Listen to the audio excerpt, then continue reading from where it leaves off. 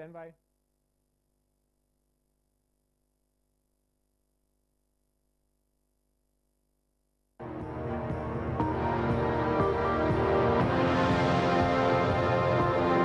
Air marshal مسعود اختر کہہ رہے تھے کہ اس قسم کے جہاد کی اجازت نہیں ہے۔ ایئر مارشل صاحب، ہم سنتے آئے کہ افواج پاکستان کے ہر سپاہی میں جہاد کی گٹی دی گئی ہے اس کو، کس قسم کا جہاد کی گنجائش؟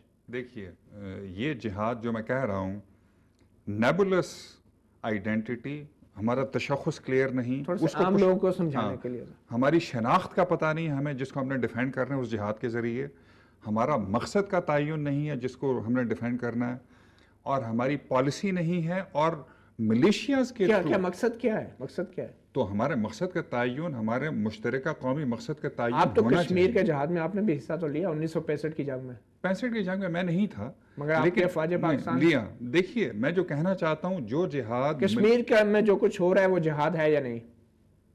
آج جو میں کہنا چاہتا ہوں، جس طرح کی ہم نے ایگریشن یا جس طرح کے ہم نے ایڈونچرز لانچ کیے سن 65 میں کارگل میں، آج کی ڈائنامک گلوبلائزڈ انوائرمنٹ میں اس کی کوئی گنجائش نہیں۔ میری بات سن لیجئے کہ ملیشیاز کے ساتھ اگر ہم اپنی کامن آئیڈینٹی اور وائٹل نیشنل انٹرسٹ جو ہم نے ڈیفائن نہیں کیے، اگر ہم اس کے ذریعے ان کو ڈیفینڈ کریں گے اور پروزیکیوٹ کریں گے، ایگزیکیوٹ کریں گے، تو اس کی کوئی گنجائش نہیں۔ بیگم صاحبہ کوئکلی، ناصر خان صاحب کہہ رہے ہیں کہ میں نہیں مانتا کہ وہ فیصل شہزاد اس میں شامل ہیں، آپ کیسے دیکھتے ہیں؟ ناصر خان صاحب تو ایک پاکستان کی سرزمین میں ایک نوجوان رہ رہے ہیں اور بھلے انسان ہوں گے، اپنے دوست کی دفاع کریں، لیکن that's irrelevant۔ ناصر خان صاحب جیسے کئی لاکھ لوگ ہیں جو شاید نہیں مانتے۔ It is neither here nor there۔ جو اصلی بات ہے وہ یہ کہ ہمارے ملک کے 10 لاکھ پاکستانی جو کہ وہاں روزی کما رہے ہیں، ان کی جانیں اجیرن ہوں گی اس وقت۔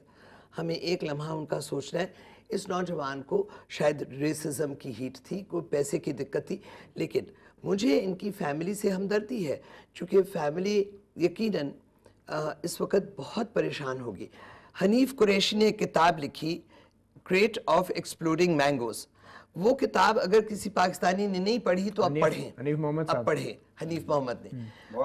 اب وہ اگر آپ پڑھیں تو بہت سی باتیں جو ہیں the penny drops، وہ سمجھ میں آتا ہے کہ ہمارے یہاں تضادات۔ پھر بھی یہ نہیں بتایا کہ کس نے کیا۔ anyway بیگم صاحب، ناصر خان صاحب آپ نے سن لیا، بیگم عابدہ حسین کہہ رہی ہیں کہ 10 لاکھ پاکستانی جو ہیں ان کی زندگی اجیرن ہوگی، اور آپ حقیقت کو تسلیم کرنے کو تیار نہیں؟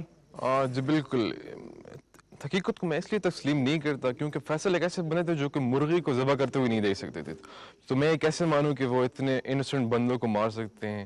تو میں نہیں مان سکتا جب تک کہ وہ یہاں پاکستان میں تھے، ایک پیسفل شہری کی طرح تھے۔ آپ کیسے کہہ سکتے ہیں مرغی کو ذبح ہوتے نہیں دیکھ سکتے تھے؟ بالکل، میرا یہ واقعہ ہے کہ مرغی کو ہم ذبح کر رہے تھے، وہ رو رہا تھا کہ کیوں مرغی کو ذبح کر رہے ہیں، بیچاری کو۔ کیا مطلب؟ یہ کب کا واقعہ بتا رہے ہیں؟ یہ میں بچپن کا واقعہ بتا رہا ہوں۔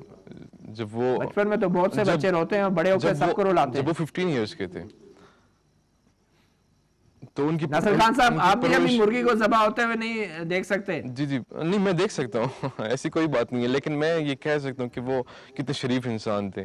دوسری بات یہ ہے کہ آپ نے ایک دوسری بات کی، اس کو میں کلیئر کرتا چلوں کہ میجر جنرل تاج الحق جو ہے وہ ہمارے علاقے کے ہی ہیں اور ہمارے گاؤں کے ہیں، لیکن وہ ان کے چچا نہیں ہیں۔ اور جس طرح کہ فوج کو یا پاکستان ایئر فورس کو انوالو کیا جا رہا ہے تو یہ ٹھیک بات نہیں ہے، کیونکہ وہ جب تک وہ یہاں پہ تھے اور ان کی پڑھائی یہاں پہ ہو رہی تھی تو وہ بالکل ٹھیک ٹھاک تھے، تو امریکہ میں جا کے کیا ہوا آئی ڈونٹ نو۔ بہت شکریہ ناصر صاحب۔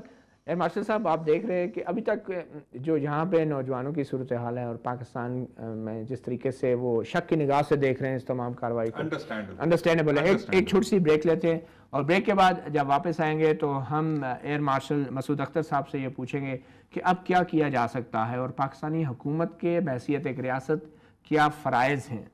ایک چھوٹی سی بریک کے بعد۔